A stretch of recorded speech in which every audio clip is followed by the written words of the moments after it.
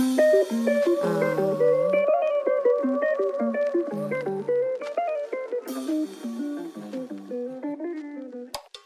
husband and I named our first child Halil, after Halil Gibran, who wrote The Poet. And I don't know if you've read The Poet, but Halil Gibran said, "Yesterday is but today's memory, and tomorrow is but today's dream." We named our second child Shahrazad, the Persian name from the story of 1001 Nights. The girl who, through her courage, saved all the girls in Persia at the time. Already before she found the courage, 1001 girls had been killed by the Sultan, who would marry a girl, and by the next day, he would have her beheaded. So she knew what she was going into, but she wanted to try to save the girls of Persia. And so she married the Sultan, and using stories, she kept the Sultan interested, such that after 1001 nights, the Sultan decided that he would never consider killing her. And she became truly his wife, and all the other girls in Persia were saved. I don't know why my husband chose those names, but I chose those names because I was raised by a man who believed that his children were superhuman, and he used to call me and all my sisters Supergirls. When the film Black Panther came out, I took the children to see it because I've been trying to communicate to them the simple truth that they would not know when the superpowers begin to manifest, and we needed to prepare.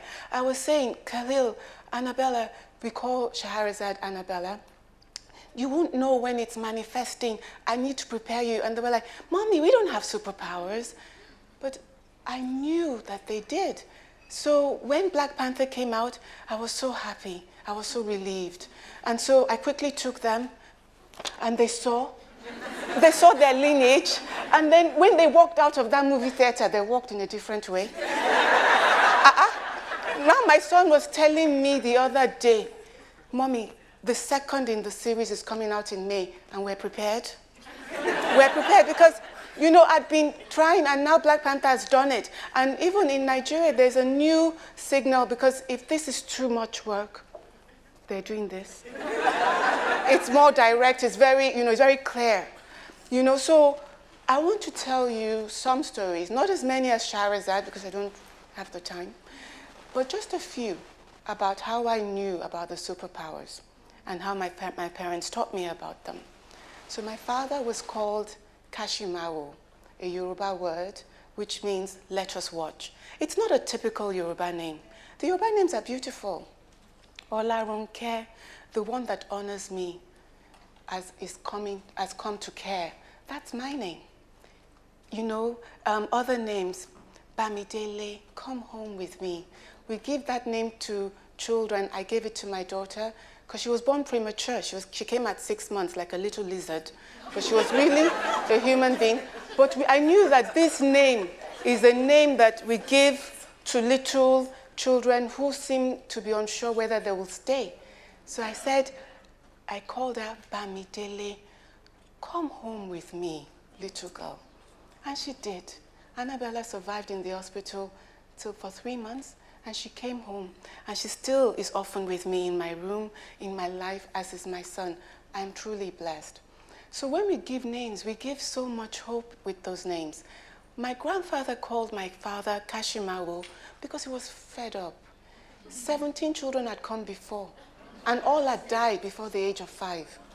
So he was thinking that this one will not stay. And maybe my father felt so insulted by such an inappropriate name that he decided to hang around. And so 5 years came, 5 years went. Kashimawo was still there. So his father decided to give him a new name, and he called him Olawale.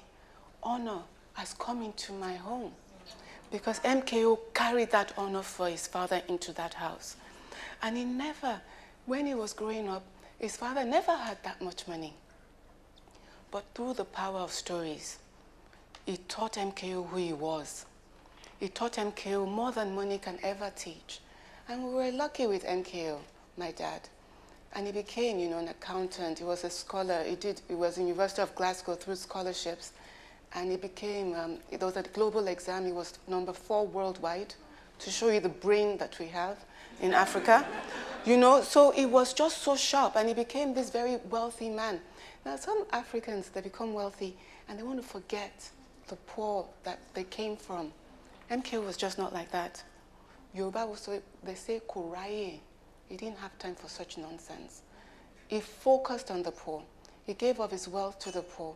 And it came at a point, the understanding, that the problem in Nigeria, the country I am from, was not the problem from the poor. It was the problem from the state.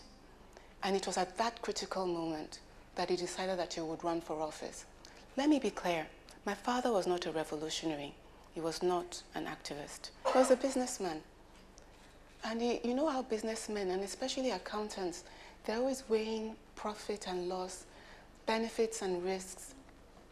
When he won the presidential election in 1993 in Nigeria, and the military canceled the results, then started negotiating with him, offering him oil wells and this and that, MKO knew that it is foolhardy to stand before 100,000 soldiers. In fact, he understood it to be a kamikaze operation, and he was not mad, he was not suicidal. But he had a wife, Kudi, and that was my mom. He had several wives, and he was just, he's a Muslim, he was a polygamist, and he was also a polygamist also by the Yoruba approach, because the Muslim one said 4. My father did not limit himself to this small number. But his second wife was my mom, Kudi. And Kudi one day saw her husband. She had come into his bedroom when the election had been annulled. And she found him climbing the ladder and counting. The ceiling was not like the ceiling here. It had squares, and he was counting the tiles on the ceiling. It did not seem to be the behavior of a sane human being. So when he came down, she took his hand and sat with him on the bed. And she said, "Okomi, my husband, what are you doing?" And he said that he was afraid that to stand before the soldiers was an act of suicide. But if the mandate had been given to him by the Nigerian people to be their president, it was no longer an option not to stand. And my mother said something that made me really wonder if the insanity was contagious, because she then said to him, "Then let us stand together."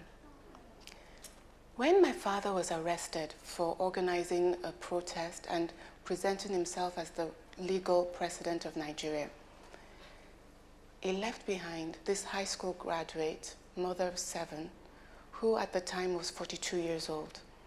And when they put him in jail, she stood up. With poor English, she spoke to the CNN, she spoke to BBC, and defended her husband and the rights of the Nigerian people to democracy. And she fought that good fight. She organized the market women. My father had been working with the politicians, but the politicians will agree with him, we will do this and that. Then the military will buy them off, and in the morning, there will be no one standing with him. But my mother went to the grassroots, and those people never faltered. They stood, they marched, they protested. The All Workers Union went on strike for over 3 months, defending Nigerian people's right to democracy. And when the military saw that if you put the husband in jail, the wife is getting up and doing worse, instead of putting my mother in jail, they gunned her down in 1996. I was then 2 days to my graduation from Harvard University. Now, when I say that we are superhuman, I'm not joking. I am sincere.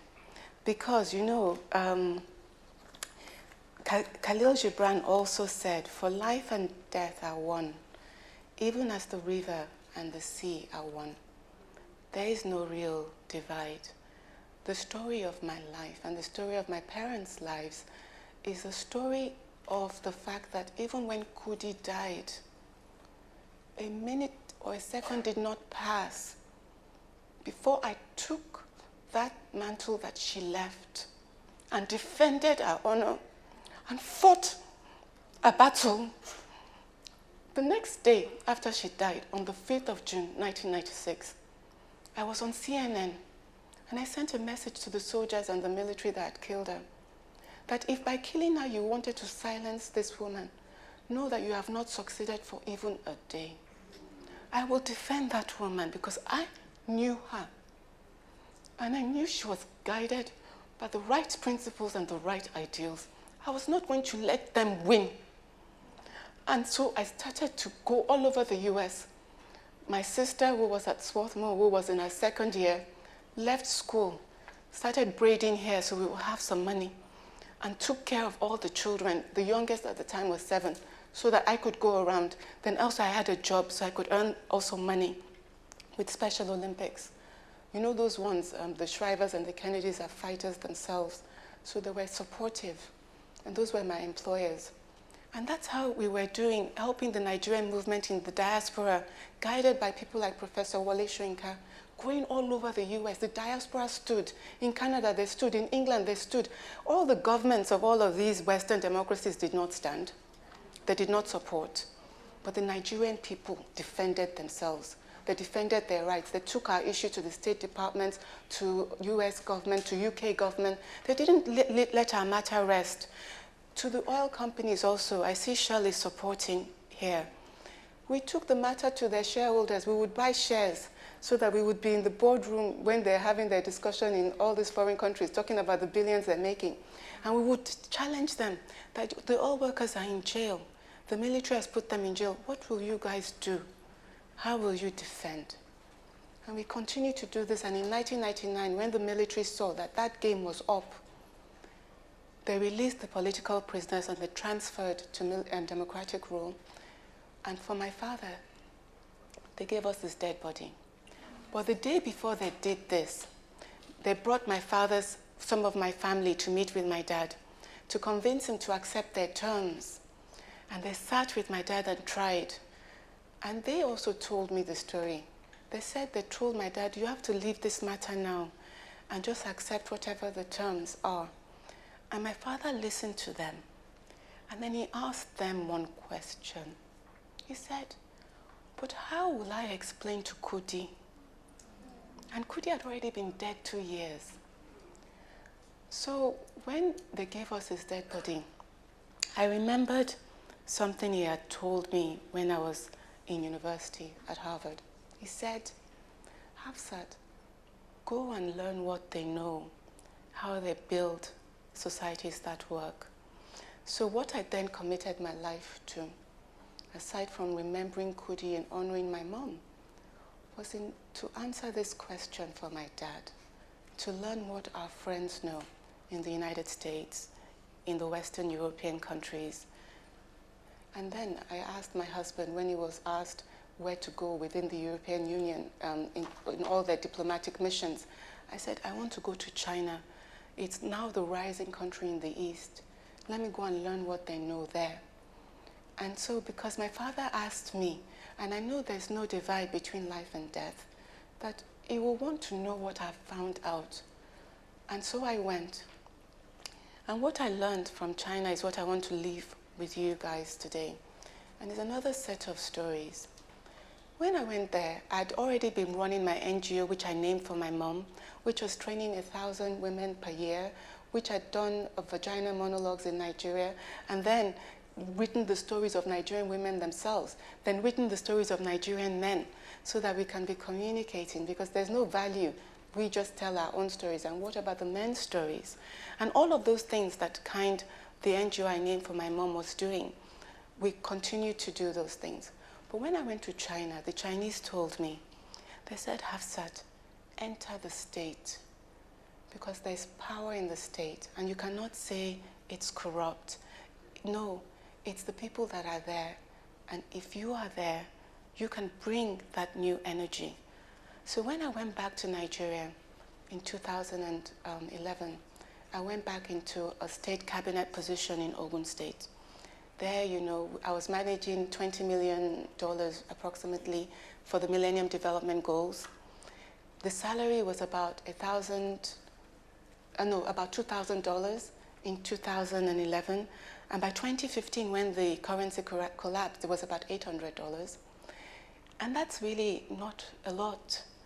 But when you compare that money to what the poor in Nigeria make, you are like so rich in Nigeria. But for many Nigerian people in government, they don't compare to what the Nigerian poor is doing. They compare to the global elite. And then they start to abuse the funds, the public funds. They start to do the things they shouldn't do. Then I remembered, you know, that there's no divide between life and death. And that whether my colleagues and whether all of you can see me, MKO can, Kudi can. And their own hope was not for me to undermine the democracy for which they gave their lives. So that money for the poor, I protected it for the poor. If it was to put water in schools, I put the water borehole in the schools for the clean water for the children. If it was to build health centers, I made sure we built health centers. If it was to build schools, I made sure we built schools. Kobo, if Kobo entered my pocket, let thunder strike me down. I was not interested in the poor people's money. And I knew that, okay, I'm only one person, but by my example, let it be a teacher to others. And yet, the example was like, oh, look at her, Ode. She doesn't know what to do with opportunity. And that's how Ode means idiot or fool, you know, and that's okay also, because I was having a conversation, not necessarily with people around me in this time and this space, but with all my ancestors that have come before, who have stood and defended a continent. And I was saying to them, I'm your child. See me here. And many times they will send so much help at many critical points in my life. They would send help. So I knew that they saw the journey. So when I say to my little children, you are superhuman, I mean that. I mean there's something within you that could be called up at any time to defend the continent. Today, China has committed a new round of $60 billion. The US is also building a new development fund, committing the same amount, $60 billion, much of it earmarked for Africa. I was just in Germany yesterday, where the German government have the new Marshall Plan for Africa, and they're finishing their policy on Africa. But I say to my brothers and sisters, this will not be the first time that Africa has been the most beautiful bride. And it has rarely ever, in fact, I can't imagine one time when it has led to a healthy, functional marriage. The difference this time is you. You are the difference. Because before, we didn't know. Now we know. Before, we could be divided. Try to divide me from my Ghanaian brother or sister, from my South African brother or sister, from my African American brother and sister, from my Brazilian brother. Try. You do not have the words, you do not have the resources that will divide me from my own.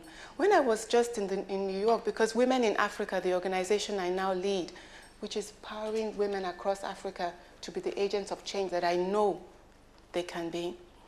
And I was doing a trip of like 17,000 miles over a 2-week period in the US.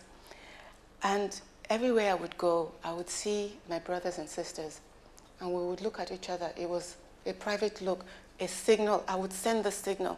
I would send the signal. I would say, I see you. And they would say, I am here. You are here for Africa. Do not believe you are here for yourselves. Africa is more than you. We've had 400 years of exploitation. It is not all our states that are the problem. It's a problem. In fact, the Soros Foundation did the study that Africa, $50 billion has been taken out of your homes, of your countries every year.